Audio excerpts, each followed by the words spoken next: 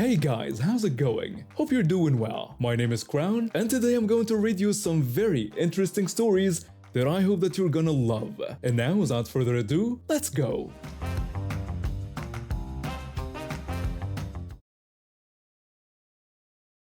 I've been recovering from knee surgery for about 2 months when I finally landed a part-time gig at this electronics store in my neighborhood.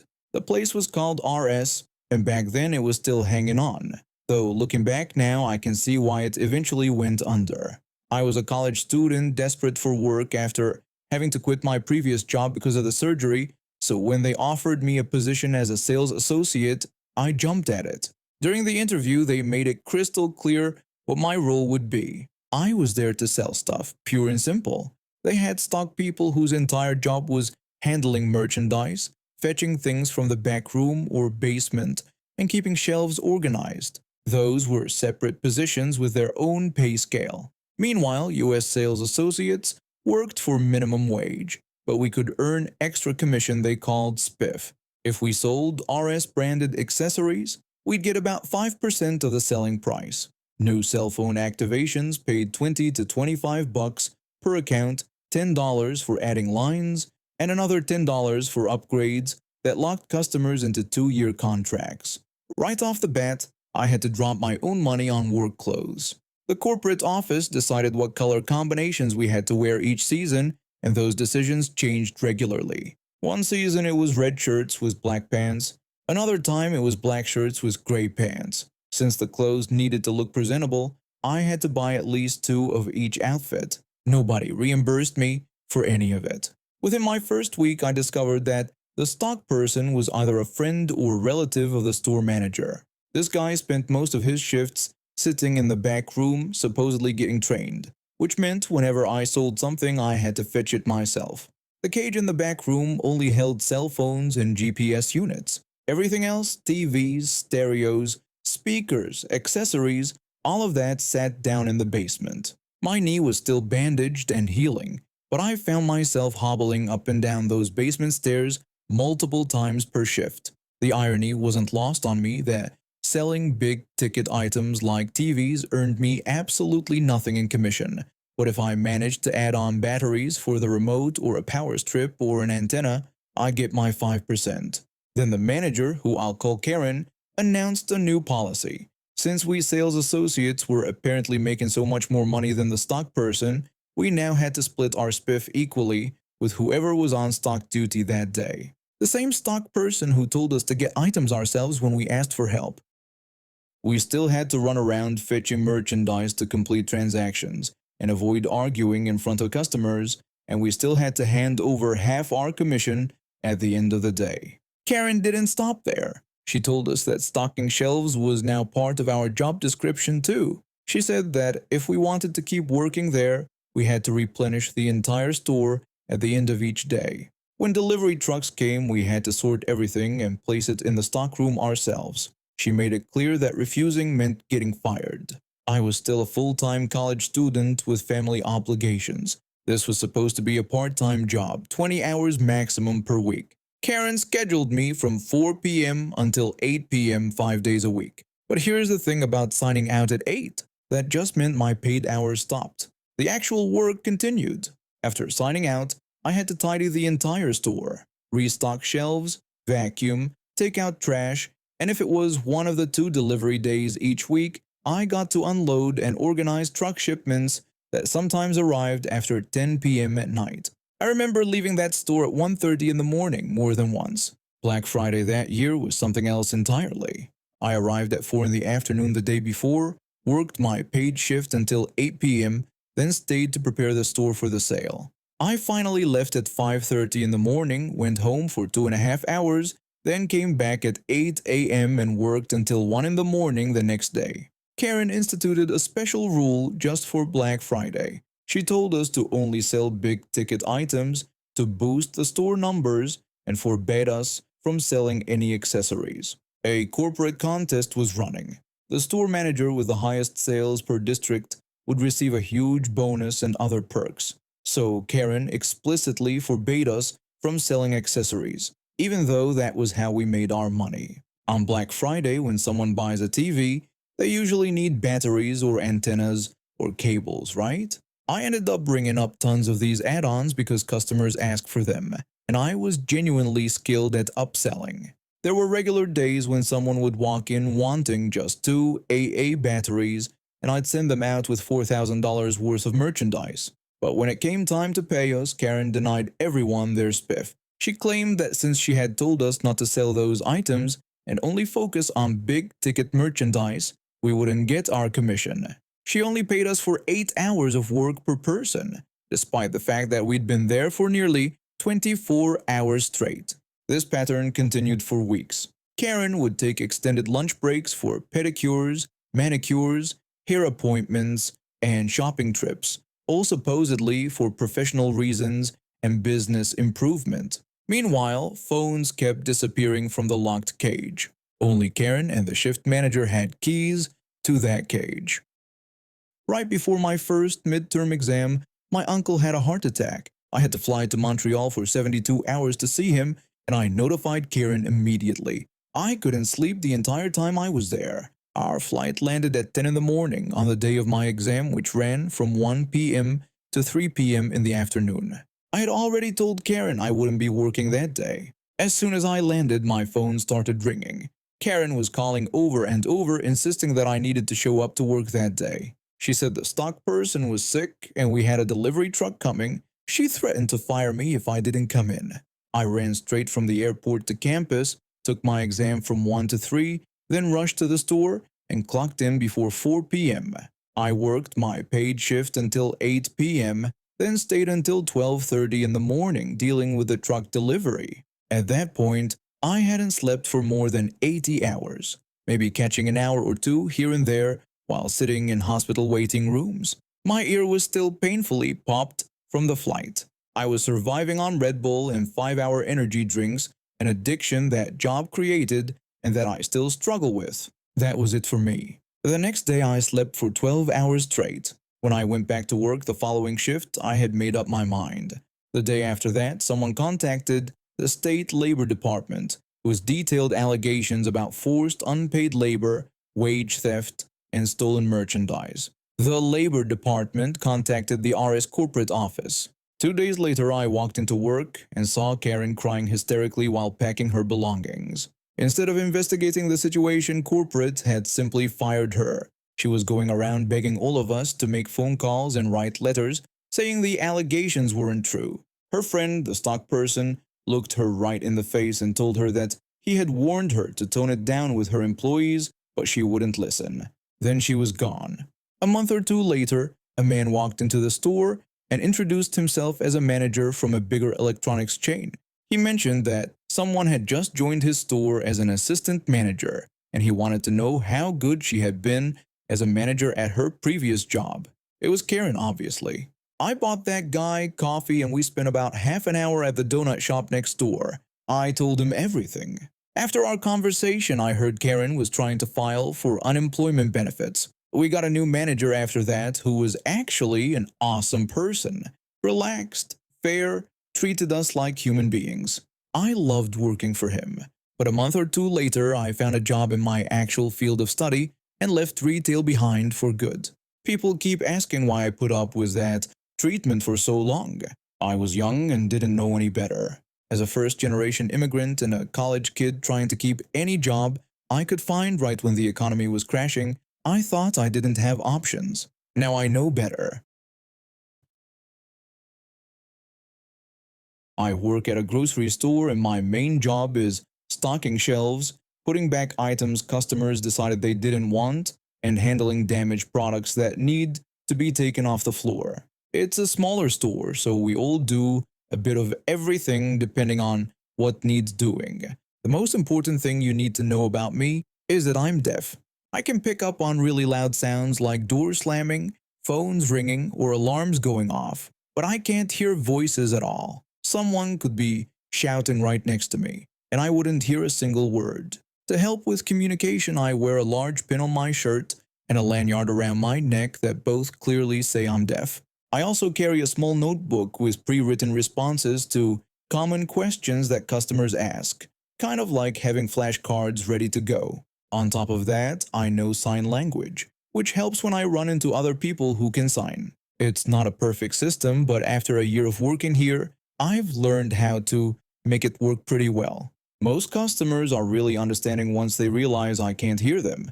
They'll slow down, point at things, write notes, or use hand gestures to communicate with me.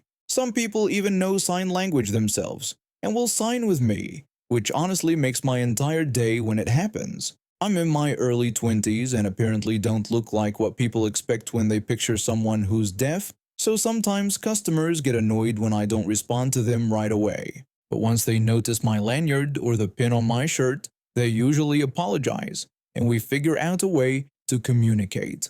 This evening, though, things went completely sideways in the worst possible way.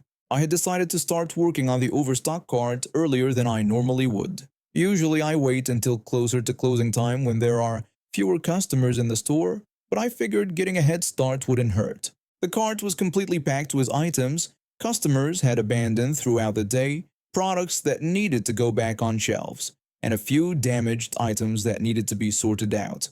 There were definitely more shoppers in the store than there would have been during my usual time, but I didn't think it would be a problem.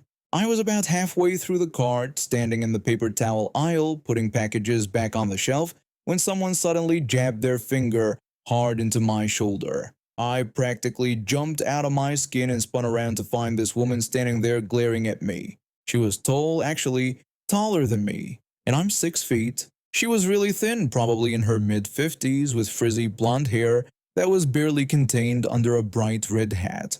This was back in September of 2020, right in the middle of everything, and she wasn't wearing a mask. Her face was twisted in anger, and her mouth was moving rapidly. I could tell just from her expression and body language that she was yelling at me.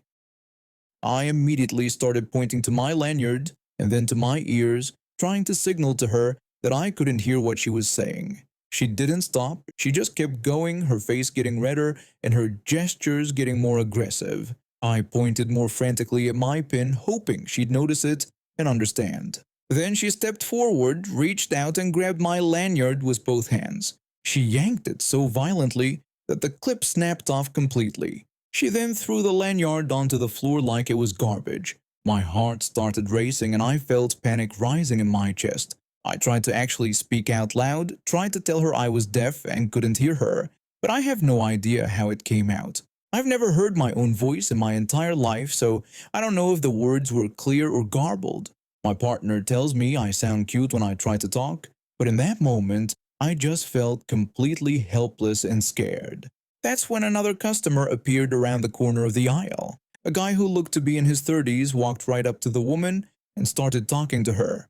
I could see him gesturing and asking her something, probably wondering what was going on. The woman pointed at me and her mouth kept moving, clearly complaining about something. The guy looked over at me with a concerned expression. I desperately pointed to the pin on my mask and then grabbed my notebook with shaking hands. I scribbled down that I was deaf and had no idea why she was yelling at me. My handwriting was messier than usual because my hands were trembling so badly. I held up the notebook so he could read it. He read what I'd written, then turned back to the woman and started talking to her again. This time his body language was different, more defensive and protective. He was clearly standing up for me, pointing at my pin and the lanyard that was still lying on the floor. The woman shook her head violently and jabbed her finger toward me repeatedly. From her gestures, it looked like she was insisting I was faking or lying about being deaf. The guy wasn't backing down though. He kept arguing with her, his gestures getting bigger and more emphatic. By this point, other customers had started to notice the commotion and were gathering around. A small crowd was forming at the end of the aisle, people stopping their shopping to watch what was happening. The woman and the guy who was defending me kept going back and forth, their argument getting louder and more heated. I could see people in the crowd turning to each other, probably commenting on what they were witnessing. Some of them were looking at me with sympathetic expressions. I felt tears starting to run down my face and I hated it. I didn't want to cry in front of all these people, but I couldn't stop the tears from coming. The whole situation was overwhelming, and I felt completely exposed and vulnerable. The argument continued for what felt like forever, but was probably only a few minutes. Finally, I saw both of my managers pushing through the crowd that had gathered. The store manager came straight toward me, while the regional manager headed toward the woman and the customer who had been defending me. By now, those two were really going at it, practically yelling in each other's faces. My store manager is one of the few people at work who knows sign language, which I was incredibly grateful for in that moment. She signed to me, asking if I was okay and what had happened. I wiped my eyes and signed back, explaining as quickly as I could about the woman poking me, yelling at me, and then ripping off my lanyard. I bent down and picked up my lanyard from where it was still lying on the floor. The clip was broken, but at least I could still hold on to it. My store manager signed that I should gather my things and go wait in the employee break room. She told me she would handle everything and would come talk to me soon.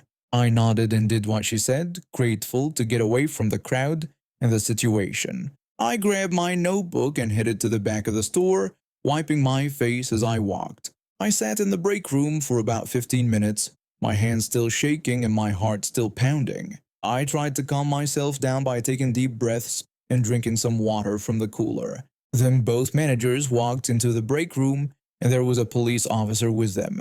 My stomach dropped when I saw the uniform. My store manager immediately started signing to me, explaining what had happened after I'd left. She told me that the woman had been arrested for third-degree assault.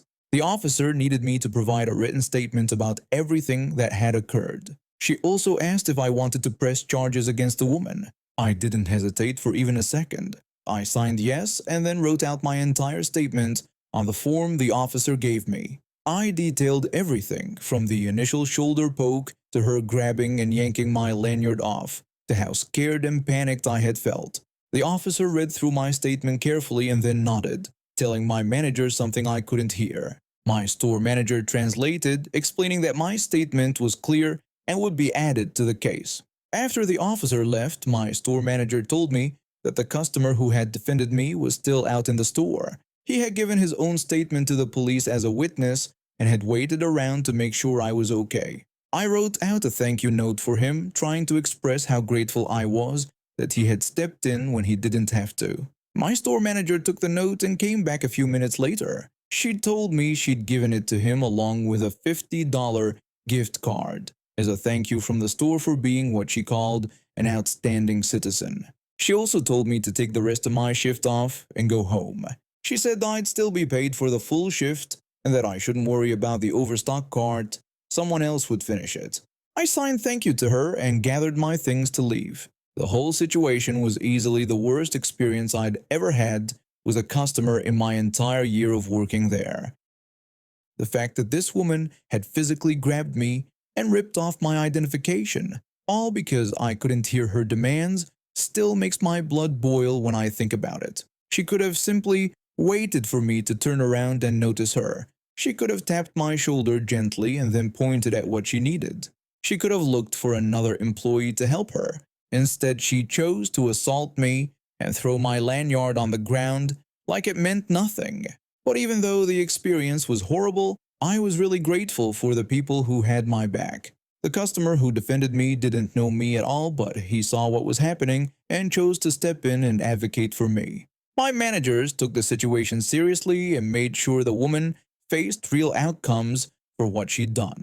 The other customers who witnessed it had stood there watching, and I'm sure some of them gave statements too. It reminded me that there are genuinely good people out there who will stand up for what's right. A few weeks later, my store manager pulled me aside during a shift and told me the final outcome of the case. The woman had been sentenced to 4 months in jail. After that, she'd be on probation for 18 months. She also had to pay a fine of $3,000. I've been flying international routes for almost 5 years when I got assigned to work with him again. The captain, the one everyone whispered about in the crew lounges, the one who made grown women cry. I'd managed to avoid his flights for months, but my luck had run out. When I saw his name on the roster, my stomach dropped. I'd heard all the stories. How he'd send flight attendants home if he didn't think they were pretty enough. How he'd mock people over the intercom. How he seemed to think the entire airline existed to stroke his ego. But what happened 2 days before my scheduled flight with him was the last straw. One of my friends, a woman who'd been flying for 3 years and was excellent at her job, got assigned to his crew. She was professional, competent, and kind. But she wasn't what he considered attractive. We all knew what was coming, but nothing prepared us for how cruel he'd actually be. He picked up the intercom while the crew was still preparing the cabin. His voice echoed through the entire plane. He asked who thought this one would ever be attractive enough to fly for him. The entire crew froze. My friend's face went pale. He continued listing off insults, calling her names I won't repeat here. Then he did the unthinkable. He called for security and ordered them to remove her from his aircraft immediately. She left in tears. Security escorted her off the plane like she'd committed some crime. Her only offense was not meeting his impossible standards. That evening, a group of us met at a cafe near the airport. The anger was palpable. Someone had to do something. He needed to understand that we weren't decorations. We were trained professionals who kept passengers safe, who handled emergencies, who made flights run smoothly. I sat quietly listening to everyone vent their frustration. Then I remembered. I had a long-haul flight with him in 2 days, a 12-hour journey across the ocean. I told them I was flying with him on Thursday. Everyone turned to look at me. I told them I knew what needed to be done, but the less they all knew, the better. They nodded. No one asked questions. On the day of the flight, I arrived early and requested assignment to the cockpit. On these long international flights, one flight attendant serves only the flight crew so they can focus on flying. The captain, of course, only allowed women he deemed attractive enough for this role. I'd always fit his narrow criteria. Unfortunately, he approved my assignment without hesitation. We took off without incident. A few hours into the flight, the cockpit requested their meal service. I prepared their trays carefully. The co-pilot got his meal exactly how it was prepared by the galley. The flight engineer got it exactly how it was prepared. But the captain's meal got something special. He always ordered beans and rice with every meal. Always. It didn't matter what the main course was.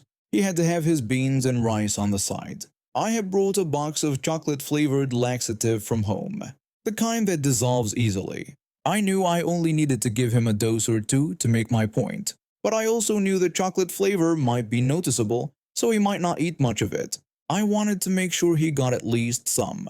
I grated the entire box into his beans and rice, mixing it thoroughly. I delivered the meals to the cockpit. The co-pilot and engineer ate quietly. The captain dug into his food immediately. Then something unexpected happened. He said it was delicious and asked what they'd done differently. He said the beans had such a good flavor today. My smile froze on my face. Nope.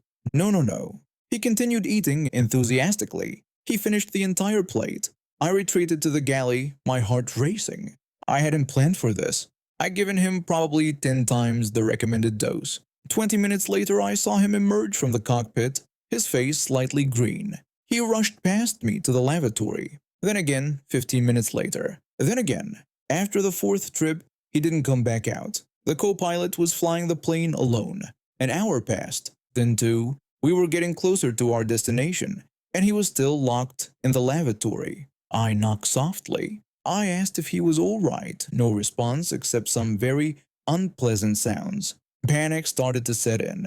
Real panic. I pulled the co-pilot aside when he stepped out for a moment. I asked if he could land this aircraft. He told me he wasn't rated for this plane. He said only the captain was qualified to land this model. My blood ran cold. He explained that if he had to bring it down, we were looking at a crash landing at best.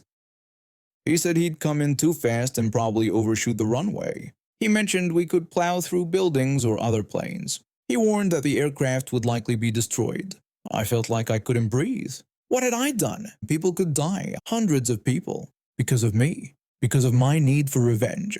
I knocked on the lavatory again, harder this time, and I told him we needed him and that we were approaching our destination. Still nothing but groans.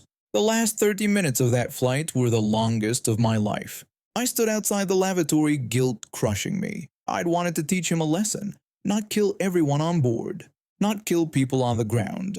What if he was already dead in there? With 15 minutes to landing, the lavatory door finally opened. He looked terrible, pale, sweating, barely able to stand. But he stumbled toward the cockpit. He said he had it covered. He dropped into his seat and took the controls. His hands were shaking but steady enough. He brought that plane down perfectly. Textbook landing despite everything. The moment we touched down, he slumped in his chair. Paramedics met us at the gate. They carried him off on a stretcher before the passengers even began getting off. He spent 4 days in the hospital. When he returned to work the following week, something had changed. He was quieter, humble even. He said please and thank you to the crew. He never made another comment about anyone's appearance. No investigation was ever opened. I suspect the people who might have looked into it had heard their own stories about him. Maybe they thought he'd had it coming. The other flight attendants knew what I'd done, though no one spoke of it directly. They definitely didn't know how close we'd all come to disaster. I never told them. I never told anyone the full story until now. And now we have reached the end of today's stories. Thank you for watching, and see you next time.